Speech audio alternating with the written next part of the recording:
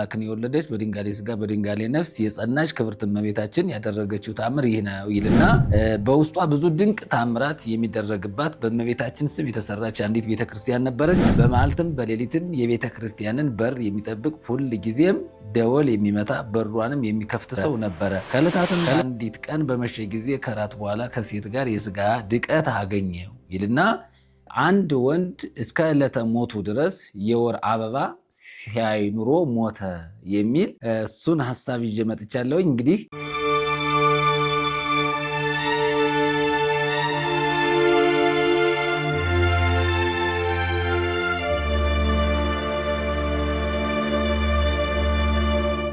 ሰላም ቅዱሳን እንደምን አላችሁ? የጌታችን የመድኃኒታችን የኢየሱስ ክርስቶስ ጸጋና ሰላም ከሁላችሁ ጋር ይሁን እያሉ ትምህርቴን እቀጥላለሁኝ። ታምረ ማርያምን መጽሐፍ እያየን ይቀጥላል። እንግዲህ በታምረ ማርያም ትምህርት ውስጥ የምናገኛቸው አንዳንድ ነጥቦች ከመጽሐፍ ቅዱስ ቃል ጋር ከእግዚአብሔር ቃል ጋር ከክርስቶስ ኢየሱስ ትምህርት ጋር በጣም የማይገናኙ ጌታችን መድኃኒታችን ኢየሱስ ክርስቶስን የከለሉ የጋረዱ ሰዎች ክርስቶስን እንዳያውቁ ያደረጉ ትምህርቶች ስለሆኑ እነሱን እንግዲህ በመጽሐፍ ቅዱስ በመመዘን ስህተታቸውን ስህተት ነው ለማለት ነው። እንግዲህ ዛሬ የምንመለከተው ደግሞ እንደ ዋና ርዕሰ ጉዳይ አድርገን የምንወስደው አንድ ወንድ እስከ ዕለተ ሞቱ ድረስ የወር አበባ ሲያይ ኑሮ ሞተ የሚል እሱን ሐሳብ ይዤ መጥቻለሁ። እንግዲህ ከተፈጥሮ ውጪ የሆነ ወይም ደግሞ በጣም አሳዛኝ ታሪክ ነው።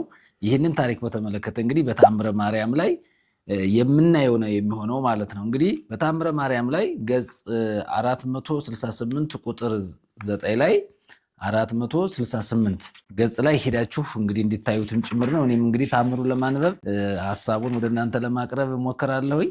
የአክሱሙ ታምረ ማርያም ማለት ነው። እንግዲህ በታምረ ማርያም ላይ ወንድ ልጅ የወር አበባ ሲያይ ኑሮ ሞተ የሚል እናያለን ማለት ነው። እንግዲህ ምንድነው የሚለው?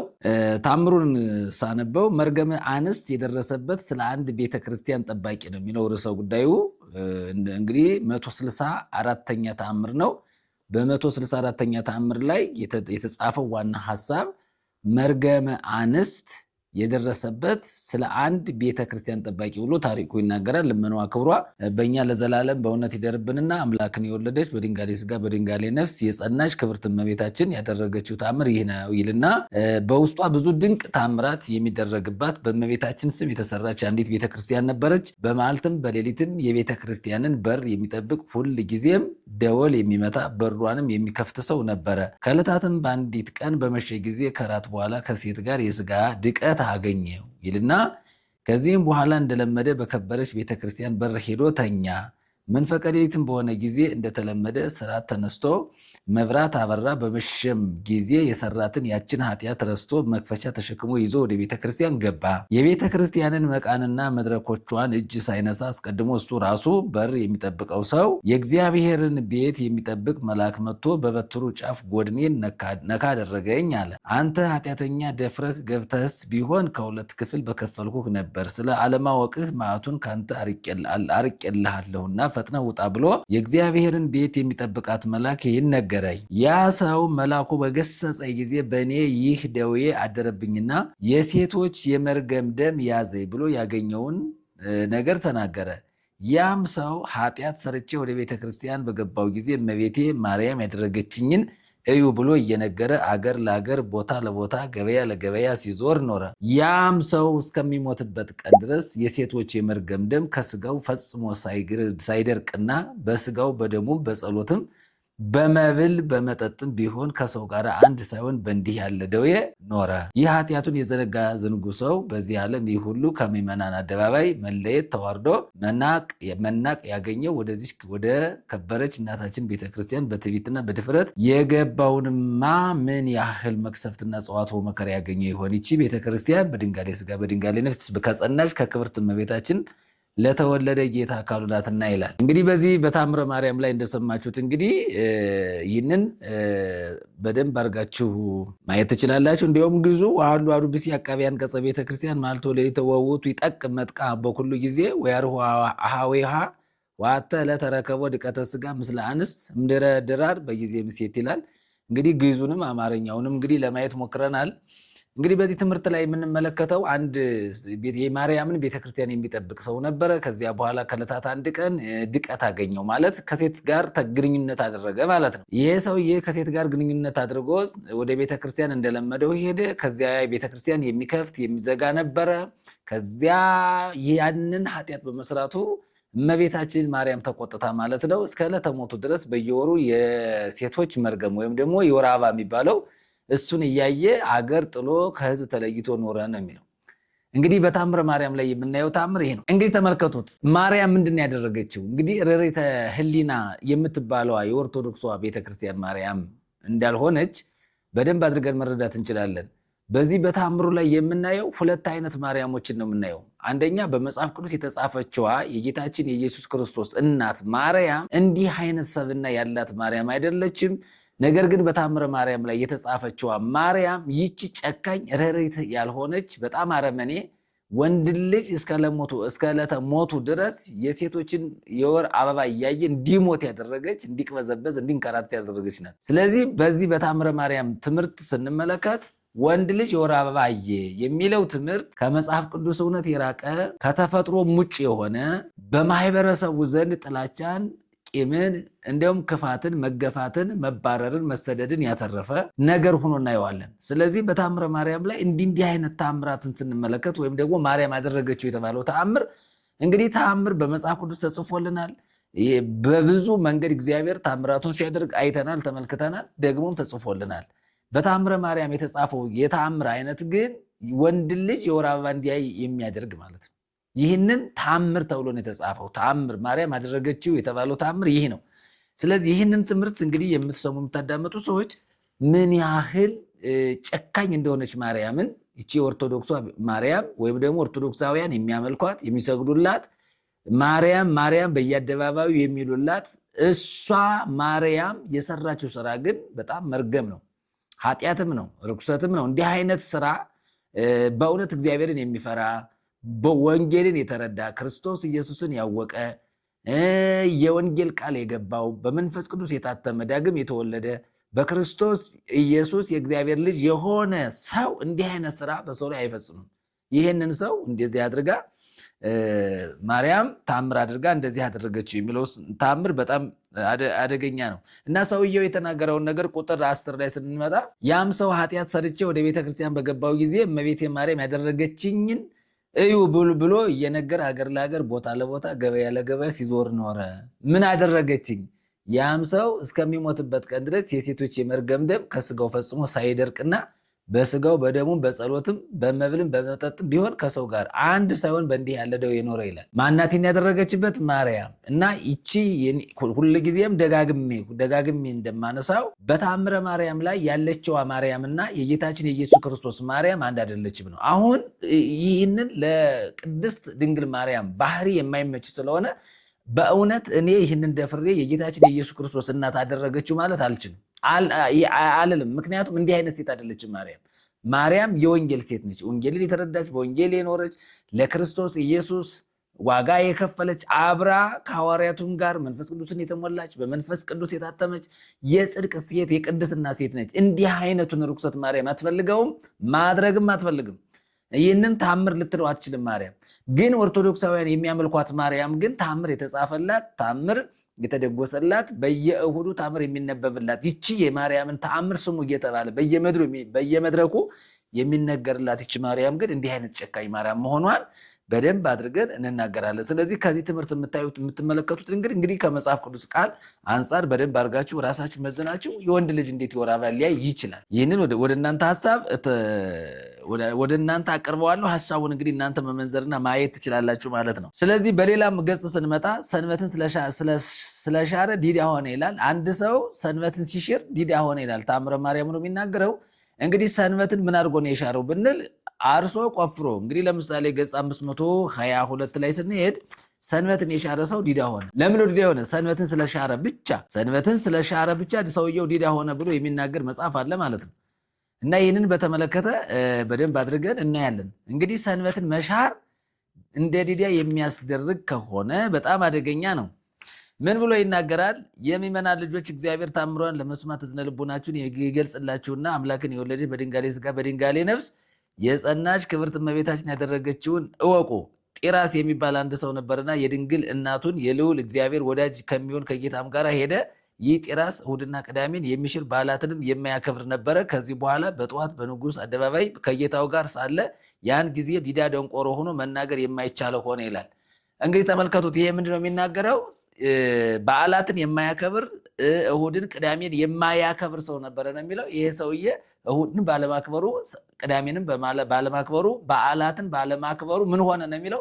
ዲዳ ሆነ ይላል። እንግዲህ ይሄ ነው ተአምረ ማርያም፣ ሰው ሰርቶ እንዳይበላ የሚያደርግ ማለት ነው። እንግዲህ ብዙ ጊዜ ስለ በዓላት ስለተለያዩ ነገሮች እንግዲህ ተነስቷል። እሁድን ቅዳሜን በዓላትን አለማክበር ዲዳ የሚያደርግ ከሆነ ይሄንን ከመፍራት የተነሳ የኢትዮጵያ ሕዝብ እጅግሩን አጣጥፎ ቁጭ ብሎ ለድህነት ተዳርጎ እናየዋለን። እንዳይሰሩ የምታደርግ እንግዲህ ወንጌል ስሩ ነው የሚለው፣ ሊበላ ሊሰራ የማይወድ አይብላ ነው የሚለው መጽሐፉ። እዚህ ጋር ስንመጣ ግን በዓላትን ማክበር አለባቸው፣ እንደገና እሑድ ቅዳሜን ማክበር አለባቸው። ሰዎች ቁጭ ብለው ለድህነት ራሳቸውን እንዲያጋልጡ ያደርጋል። ይህ ደግሞ ኃጢአት ነው። እግዚአብሔር ሰራተኛ አምላክ ነው። እግዚአብሔር ሰራተኛ ከሆነ የእግዚአብሔርን ሕዝብ ደግሞ መስራት አለበት። ሰው ለኑሮ የሚያስፈልገውን ነገር ሰርቶ ማግኘት ሲችል በዓላትን እያከበረ እሑድን ቅዳሜን እያከበረ ቁጭ ብሎ ይውላል። ስለዚህ እንደውም ደግሞ ከማክበሩ ባለፈ ደግሞ በጤንነቱ ደንቆሮ የምታደርግ ዲዳ የምታደርግ ሽባ የምታደርግ እጅ እግራቸው እንዳይሰሩ የምታደርግ እንደገናም ደግሞ በቁጣ እንዲህ አይነት ነገር ሰውን ሽባ ማድረግ፣ ሰውን ደንቆሮ ማድረግ፣ ሰውን ዲዳ ማድረግ በራሱ በጣም ኃጢአት ነው ራሱ እና ኃጢአትን የሰራች ናት። ስለዚህ ለዚህ ነው የኦርቶዶክሳውያን አማኞች የሚያምኗት ማርያም ጨካኝ ማርያም፣ አረመኔ ማርያም፣ ገዳይ ማርያም፣ ነፍሰ በላ ማርያም። ለምሳሌ ጡቴን እቆርጣለሁ እያለች የምትናገር ማርያም፣ ካልማርክልኝ እንደገባህልኝ ቃል ኪዳን ኃጢአተኞቹን ካልማርክ ጡቴን በቢላዋ እቆርጣለሁ ብላ በጭካኔ የተገለጠች ማርያም ማለት ነው። ይህንን እንግዲህ ወደኋላ ሄዳችሁ የባለፈውን ትምህርት ማየት ትችላላችሁ ማለት ነው። ስለዚህ እንዲህ አይነት ይቺ ማርያም ወንጌል ያልገባት ክርስቶስን ያላወቀች በክርስቶስ ትምህርት ያልተቃኘች ለእውነት ለጽድቅ ለቅድስና የማትኖር ከወንጌል እውነት የራቀ ሕይወት ያላት ማርያም ይቺ ኦርቶዶክሷ ቤተክርስቲያን ማርያም ነች። ስለዚህ እንዲህ አይነቱን ትምህርት እንግዲህ በመጽሐፍ ቅዱስ በመመዘን እውነት የሆነውን ነገር መነጋገር መጠያየቅ ያስፈልጋል። ስለዚህ ሌላው ለአንጾኪያው ጳጳስ ለአትናቴዎስ እንደገና ለአንደኛ ጢሞቴዎስና ለሁለተኛ ጢሞቴዎስ ጳጳሳት ማለት ነው ሁል ጊዜ ትገለጣለች ማርያም። ለብዙዎች ጳጳሳት በህልም በራእይ የምትገለጥላቸው ማርያም እንጂ ኢየሱስ ክርስቶስ እንዳይደለ በያው ይናገራል። እንግዲህ ለምንድን ነው በዚህ በተአምረ ማርያም ላይ ጳጳሳት ተብለው የተሾሙ ወይም ታሪክ የተጻፈላቸው ሰዎች አሉ እና ማርያም ተገለጠችላቸው ይላል። ይሄ መገለጥ ከአጋንንት ነው። ከባለፈውም ትምህርት ላይ ስናገር እንደነበረው ማርያም ተገለጠችልን፣ ማርያም በህልም ታየችን፣ ማርያም በራእይ አየናት፣ ማርያም በሌሊት መጣች፣ ማርያም እያዘነች እያለቀሰች አየኋት፣ ማርያም ሐዝና ተክዛ ማቅ ለብሳ አየኋት የሚሉ ሰዎች ሞልተዋል። እንግዲህ የማርያም መገለጥ ከአጋንንት እንደሆነ በትክክል መናገር ይቻላል። ይቺ መንፈስ የሚጠቀምባት ማርያም በስሟ ይነግዳል፣ በስሟ ይጠቀማል። የሚገለጠው ደግሞ በስሟ ነው። ለምሳሌ ማርያም ተገለጠችልን ይላሉ። ግን የተገለጠው ያ በማርያም መልክ የተገለጠው ወይም ደግሞ በስሟ የተገለጠው መንፈስ ሰዎችን ኃጢአት ሲያሰራቸው ርኩሰት ሲያስፈጽማቸው ነው የምንመለከተው። ስለዚህ የማርያም መገለጥ ራሱ በኦርቶዶክስ ቤተክርስቲያን አደገኛ ነው። የማርያም መገለጥ በኦርቶዶክስ ቤተክርስቲያን ላይ እንደ ዋና ነገር ነው የሚታየው። ግን ይሄ ከክፉ መንፈስ እንደሆነ ማርያም በደንብ ማየት አስፈላጊ ነው። ማርያም አትገለጥም። በቃ የአዲስ ኪዳን መገለጥ ጌታችን መድኃኒታችን ኢየሱስ ክርስቶስ ነው። እሱ በስጋ ተገለጠ። ለነፍሳችን የሚጠቅመንን ለጽድቃችን የሚረባንን ለመንግስተ ሰማያት የሚያበቃንን ከእግዚአብሔር አብ ጋር የሚያስታርቃንን በእኛና በእግዚአብሔር መካከል የነበረውን የጥል ግድግዳ አስወግዶ መጋረጃውን አስወግዶ እኛን ከአባቱ ከእግዚአብሔር ጋር ያስታረቀ አንድ አካል አለ፣ የተገለጠው ክርስቶስ ማለት ነው። ስለዚህ ከክርስቶስ ኢየሱስ ውጭ ሌሎች አካላት ጻድቃን የምንላቸው ቅዱሳን የምንላቸው ባሕታውያን የምንላቸው ገዳማውያን የሚባሉት እንግዲህ በጻድቁ በቅዱሱ በሰማዕት ስም እየተገለጠ ሰዎችን የሚያናግር መንፈስ ትክክለኛ መንፈስ አይደለም። ስለዚህ በኢትዮጵያ ሕዝብ ውስጥ በማህበረሰቡ ውስጥ እንዲህ አይነት ነገር አለ። ለምሳሌ እገሌን አየሁት፣ እገሌን ተመለከትኩት፣ እገሌ መጥቶ አነጋገረኝ። ለምሳሌ ጠንቋዮች ጥንቁልናቸው ራሱ የሚያከናውኑት በጻድቅና በቅዱስ ስም ነው፣ በሰማዕትም ስም ማለት ነው።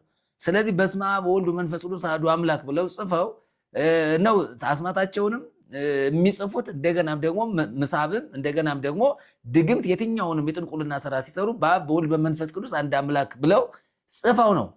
ስለዚህ ይህንን ስንመለከት በዚህ ከክርስቶስ ኢየሱስ ውጪ በፍጡራን ስም የሚገለጥ መንፈስ ክፉ መንፈስ ነው፣ ዲያብሎስ ነው። ስለዚህ በኦርቶዶክስ ቤተክርስቲያን ወይም ደግሞ በእኛ በሀገራችን በኢትዮጵያ ሕዝብ ውስጥ እንዲህ አይነት ትምህርት አለ። እንዲህ አይነት ማርያም ተገለጠችልኝ ውሸት ነው፣ ገብርኤል ተገለጠ ውሸት ነው፣ አቡዬ ተገለጠ ውሸት ነው፣ ተክልዬ ተገለጠ ውሸት ነው፣ ክርስቶስ ሰምራ አርሴማ ተገለጠችልኝ ውሸት ነው። ይሄ መገለጥ ከጥልቁ ከአጋንንት እንጂ በትክክል ከእግዚአብሔር እንዳልሆነ ሰዎች ልታውቁ ይገባል።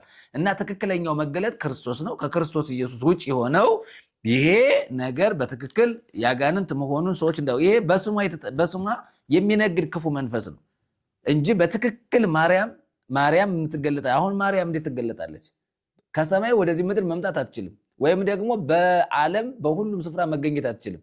ስለዚህ ይሄ ለጳጳሳት፣ ለዲያቆናት፣ ለካህናት፣ ለመነኮሳት፣ ለባሕታውያን ተገለጠች እየተባለ የሚነገረው ይቺ ማርያም በትክክል ትክክለኛዋ ማርያም እንዳልሆነች በደንብ መረዳት አስፈላጊ ነው። እንግዲህ የመገለጥን ጉዳይ በተደጋጋሚ አንስቻለሁ። ይሄ በማርያም ስም የሚገለጠው ክፉ መንፈስ ሰይጣን ዲያብሎስ እንጂ ትክክለኛው መንፈስ ቅዱስ አይደለም። ስለዚህ ርኩስ መንፈስ ነው ለሰዎች የሚገለጥላቸው። ማርያምን ወክሎ ጻድቁን፣ ሰማዕቱን፣ ነቢዩን፣ ሐዋርያውን እንደገና ሴቶች ወንዶችን ወክሎ በስጋ መልክ እየተገለጠ ሰዎችን የሚያነጋግር እግዚአብሔር አይደለም። ይህ ትክክለኛ መገለጥ እንዳልሆነ ሰዎች ሊረዱ ይገባቸዋል ነው። ሌላውን በተመለከተ በእንተ በላዔ ሰብእ የሚል አለ። ስለ በላዔ ሰብእ ስንመለከት በላዔ ሰብእን ያዳነች ራሷ ድንግል ማርያም ነው። ይህ ማለት 78 ነፍስ በልቶ ሰው ገድሎ 78ቱን ነፍሳት ካጠፋ በኋላ በእመቤታችን በድንግል ማርያም አማካኝነት ሰውየው ከሲኦል ወደ ገነት ተመለሰ፣ ዳነ ተብሎ ታሪኩ ይተረካል። እንግዲህ 78 ነፍስ የበላ ሰው በማርያም አማካኝነት በቃል ኪዳኑ አማካኝነት ጌታችን ኢየሱስ ክርስቶስ ምሕረት አደረገለት፣ ገነት ገባ የሚለው ትምህርት መጽሐፍ ቅዱሳዊ አይደለም። ሰው የገደለ ሰው በክርስቶስ ኢየሱስ እስካላመነ ድረስ ሊድን አይችልም። በጻድቁ በቅዱሱ በፍጡር አይዳንም። በደንብ አስምረን መናገር ያለብን ሰው በክርስቶስ ኢየሱስ እስካላመነ ድረስ የዘላለምን ሕይወት ሊያገኝ አይችልም። የዘላለም ሕይወት ያለው ጽድቅ ያለው ቅድስና ያለው ወደ እግዚአብሔር መንግስት መግባት የሚቻለው አንድ ኃጢአተኛ ሰው በክርስቶስ ኢየሱስ ሲያምን ነው። ኢየሱስ ክርስቶስን ብቻ እሱን አምኖ ሲድን፣ እሱን አምኖ ላደረገው ኃጢአት ለመተላለፉ በሕይወቱ ለፈጸመው በደል የክርስቶስ ኢየሱስን ደም ያነጻኛል ብሎ እስካላመነ ድረስ ኃጢአተኛው ሰው በምንም ተአምር ሊድን አይችልም። ፍጡር አያድንም። ከክርስቶስ ኢየሱስ ውጪ በሌላ ስም፣ በጻድቅ ስም፣ በቅዱስ ስም፣ በነቢይ በሐዋርያ ስም፣ በሴት በወንዶች ደናግል በሚባሉት ስም ድነት የሚባል የለም። ድነት በአንዱ በክርስቶስ ኢየሱስ ነው። ስለዚህ መጽሐፍ ቅዱሳችን የሚያስተምረን አንድና አንድ ነው። በቃ በአዲስ ኪዳን የመዳኛ መንገዱ ክርስቶስ ኢየሱስ ብቻ እንጂ ሌላ ነገር የለም። ስለዚህ በላዔ ሰብእ በድንግል ማርያም በኩል አምኖ ዳነ፣ ከሲኦል ወደ ገነት መጣ፣ ከጨለመ ወደ ብርሃን መጣ። መላእክተ ጽልመት ሲያጋፉት ነበረ፣ ወደ ሲኦል ሊወስዱት፣ ከዚያ መላእክተ ብርሃን ተቀብለው አመጡት የሚለው ትምህርት ይሄ የተሳሳተ ትምህርት ነው። ስለዚህ በአዲስ ኪዳን የመዳን መንገድ በክርስቶስ ኢየሱስ ብቻ ነው። በየትኛውም አንድ መንገድ ነው ያለ፣ አንድ እውነት ነው ያለ፣ አንድ ሕይወት ነው ያለው። መጽሐፍ ቅዱስ የሚናገረው መንገድ እውነት ሕይወትም ነኝ እኔ ነኝ፣ በእኔ በቀር ወደ አብ የሚመጣ የለም። ለምሳሌ ዮሐንስ 14 ላይ ስንመጣ የምናገኘው ነገር የዮሐንስ ወንጌል ምዕራፍ 14 ላይ የምናየውን ነገር እስኪ እንየው። ለምንድን ነው እንደዚያ የተጻፈ ብለን ስንመለከት መጽሐፍ ቅዱሳችን ግልጽ አድርጎ ነው ያስቀመጠው። የዮሐንስ ወንጌል ምዕራፍ 14 ከቁጥር 6 ላይ ስንመጣ ኢየሱስም እኔ መንገድና እውነት ሕይወትም ነኝ፣ በእኔ በቀር ወደ አብ የሚመጣ የለም ነው የሚለው። በእኔ በቀር ወደ አብ የሚመጣ የለም። መንገድም እውነትም ሕይወትም ክርስቶስ ኢየሱስ ነው። የስምዖንን ወይም የበላዔ ሰብእን ታሪክ በዚህ ቃል ስንመዝነው ስህተት መሆኑን መረዳት ይቻላል። እውነት ክርስቶስ ነው፣ መንገድ ክርስቶስ ነው፣ እንደገናም ደግሞ መንገድም ክርስቶስ ነው። በእኔ በቀር ወደ አብ የሚመጣ የለም ካለ እንግዲህ በማርያም በኩል ዳነ የተባለበት ታሪክ ስህተት ነው ማለት ነው። ስለዚህ ማንም ሰው በክርስቶስ ኢየሱስ ካላመነ ድረስ ከሲኦል ወደ ገነት ሊገባ አይችልም የሚለውን የበላዔ ሰብእን ታሪክ ባጭሩ በዚህ ይጠቀልላለሁ ማለት ነው። ሌላው ሰይጣን በሴቶች የሚቀና መሆኑን ይናገራል። ተአምሩ ላይ ስንሄድ እንግዲህ በተአምረ ማርያም ያሉ ትምህርቶች ነጥቦችን እያነሳው ስለሆነ ሰይጣን በተለይ በሴቶች ላይ በጣም ኃይለኛ ቀናተኛ መሆኑን ያሳያል። እንግዲህ ከዚህም የተነሳ ሴቶች በጣም ቀናተኛ የሚሆኑበት መንገድ እንዳለ ራሱ ተአምሩ ይናገራል። እንግዲህ የሴቶች ቅናት ከምንጩ ማን ነው? ሰይጣን ነው ማለት ነው። ብዙ ሴቶች ይቀናሉ ይላል። ከዚህ እንግዲህ ቀናተኛ ነው ሰይጣን በራሱ ግን የሚቀናው በሴቶች ነው። ያ መንፈስ ደግሞ በሴቶች ሲጋባባቸው ሴቶች የበለጠ ቀናተኛ ይሆናሉ ብሎ ይናገራል። ሌላው ለጎርጎርዮስ ሰማያዊ ምስጢር ማርያም ገለጠችለት ይላል። እንግዲህ ለአንዳንድ ቅዱሳን ሰዎች ሰማያዊ ምስጢር ገለጠችላቸው ብሎ ይናገራል መጽሐፉ። ሰማያዊ ምስጢር ግን ክርስቶስ ብቻ ነው። ክርስቶስን ማርያም ልትገልጥ አትችልም በምንም ተአምር። የተአምረ ማርያም ክርስቶስን አታውቀውም። ክርስቶስንም ለሰዎች ልታስተዋውቅ አትችልም። በክርስቶስም አምና የዳነች ማርያም አይደለችም። ይቺ ማርያም ልዩ አጋንንት የሚጠቀምባት ክፉ መንፈስ የተጠቀምባት ማርያም መሆኗን በደንብ አድርጎ ተአምሩ ራሱ ይናገራል። ለምን ከተባል የመዳንን መንገድ፣ የጽድቅን መንገድ፣ የኃጢአትን ስርየት፣ የቤዛነትን ስራ በራሷ ጠቅልላ በክርስቶስ ስፍራ ራሷን ወክላ የተቀመጠች ማርያም ሆና ነው የምናገኛት። እንዲህ አይነት ጻድቅ የለም። ጻድቅ ሲሆን ሰው ክብሩን ለጌታ ይሰጣል።